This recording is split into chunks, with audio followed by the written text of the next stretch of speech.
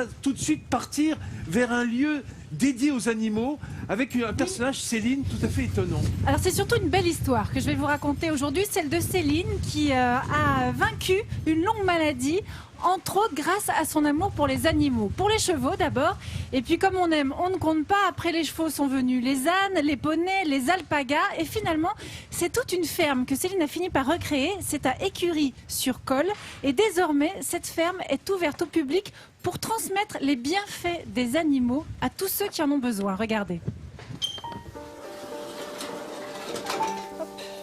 365 jours par an, sans exception, Céline nettoie ses écuries et donne à manger aux chevaux. C'est comme ça 7 jours sur 7, 365 jours par an. Cette ancienne assistante commerciale décide au début des années 2000 de changer de vie. À la base, j'étais pas du tout destinée à ce métier-là. En 2001, je suis tombée gravement malade avec un cancer pour tout dire. Et à l'issue de cette maladie des 3 ans, j'ai voulu réaliser mon rêve d'enfant qui était de créer une écurie de chevaux. C'est un hôtel-restaurant pour chevaux. Je nourris, je prends soin des chevaux et après, quotidiennement, les propriétaires viennent s'occuper de leur propre monture. Donc après, ils ont à disposition les installations qui sont à l'extérieur. Il y a 3 ans, elle prend la décision de diversifier son activité et de vivre entourée d'une 50aine d'animaux de la ferme. Elle ouvre ses portes au public pour partager sa passion et son expérience du bien-être que peut procurer le contact avec les animaux. Voilà, comme ça c'est très bien. Non mais ne t'inquiète pas, je le tiens, je le mets que contre toi. Regarde, il ne va plus bouger, il ne bougera plus, il ne bougera plus. Tu le mets là, comme ça va le rassurer, puis tu le caresses. T'as vu? De voir le sourire et de voir que ses enfants sont heureux de pouvoir manipuler les lapins, ouais, ça me rend heureuse. Nourrir les moutons. Je vous donne une grosse cuillère, vous mettez votre seau par terre devant vous. Donner à manger aux poules ou aux oies. Monter à poney ou encore promener les alpagas, une sorte de petit lama. Les enfants prennent un grand bol d'air et découvrent les animaux de la ferme qu'ils n'ont pas l'habitude de côtoyer. J'ai promené les alpagas. Comme ils sont amis, il ne faut pas les séparer. J'habite en ville et du coup ça fait plaisir de venir à la campagne. Et au moins ça change tout le temps des magasins, des voitures qui roulent. Ça fait du bien parce que du coup on voit les arbres, les animaux, ce qui est naturel. Hop, je te laisse prendre Saphir, comme ça je mets l'hélicole. Et cette passion des chevaux et des animaux, Céline l'a transmise à sa fille, Héloïse, qui l'aide dans les tâches quotidiennes pour faire fonctionner la ferme. Maintenant, tu vas rentrer dans l'enclos là-haut. Je te passe le tonneau de foin. Tu le remets. Par contre, tu t'essayes de faire au moins 3 tas pour que tout le monde puisse manger. Ma maman vient l'aider le mercredi, le samedi, le dimanche et puis pendant les vacances. Ce que j'aime bien, c'est nourrir les animaux, m'en occuper. Puis quand il y a des visites, tu expliques aux enfants, tout ça. Du coup, c'est bien. Si je serais grande, je ferais le même métier que ma maman. Après, tu fais un petit peu de trop puis un petit peu de galop. Comme ça, il sera bien. Et après, je te l'amène. Moi, ça me fait plaisir parce que je me rends compte qu'en fin de compte, je suis peut-être pas la seule à avoir réalisé mon rêve et que j'ai pu faire partager ma passion à Héloïse. Alors les enfants, je vous donne une biscotte. Et quand vous avez la biscotte dans la main, on fait comment? On la met en l'air, c'est ça. Allez. Pour Céline, chaque jour qui passe à la ferme est un jour de plus de gagner sur la vie. Les écuries, la ferme, moi, c'est une victoire sur la vie. Quand je vois de là où je suis partie par rapport à mes problèmes de santé, où à aucun moment j'aurais pu imaginer en arriver à ce niveau-là aujourd'hui.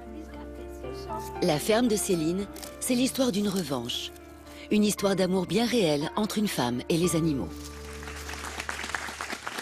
Et comme Héloïse sait que tous les malades ne peuvent pas venir aux animaux, aujourd'hui, Céline a fait une ferme itinérante. Alors regardez, en voici un tout petit aperçu.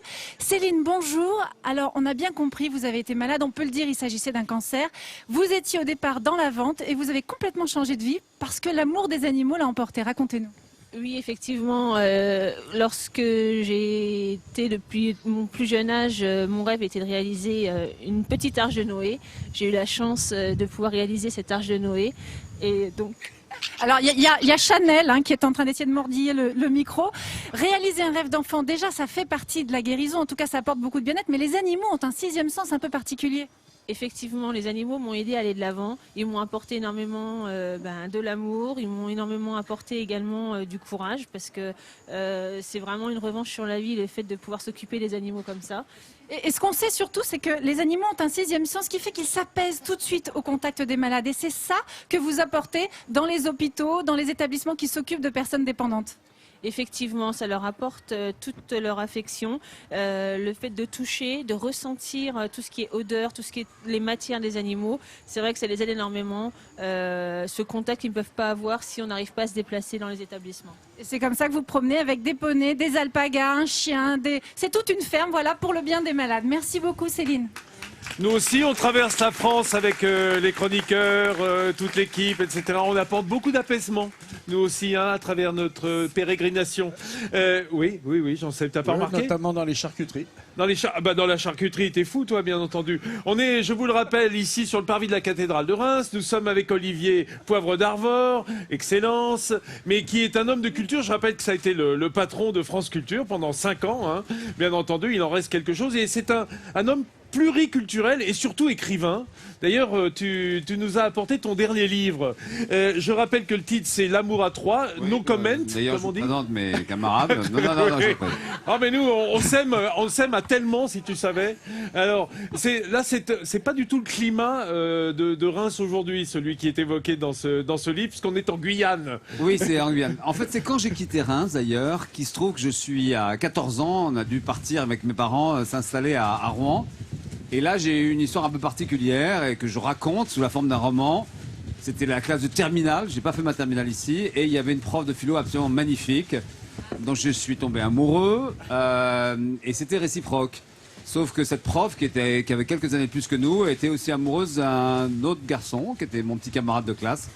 Et donc, nous étions 3 dans cette histoire, et que nous avons concrétisé l'année d'après, après avoir eu le bac. Hein, mais j'avais quand même que 16 ans à l'époque. Et donc, je raconte cette histoire, et surtout, en fait, le souvenir qu'un homme a de cette histoire, et 40 ans après, il va sur les traces de ce garçon, cet autre garçon qui aimait cette prof de philo, qui est décédé entre-temps.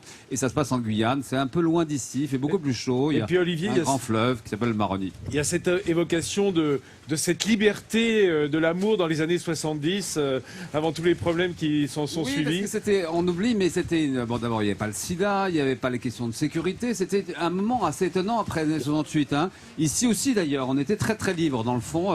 Et vous savez, c'est une ville bourgeoise ici, mais il y a certainement eu plein de petites histoires sur la place, dans les maisons qui sont au-dessus. Ça ne nous regarde pas. L'amour à 3, les Rémois connaissent, voilà. Il y a toujours... Tu veux dire à 3 dans l'Aube? Il y a toujours une troisième personne, de toute façon. Il y a toujours le père, la mère qui revient, et puis la jalousie, ça existe, hein, voilà. Un coup de vent, la cathédrale est furieuse. Oui, je crois que c'est l'Esprit Saint qui souffle sur toi, là, qui se rebelle un petit peu devant le parvis de cette cathédrale de Reims. En tout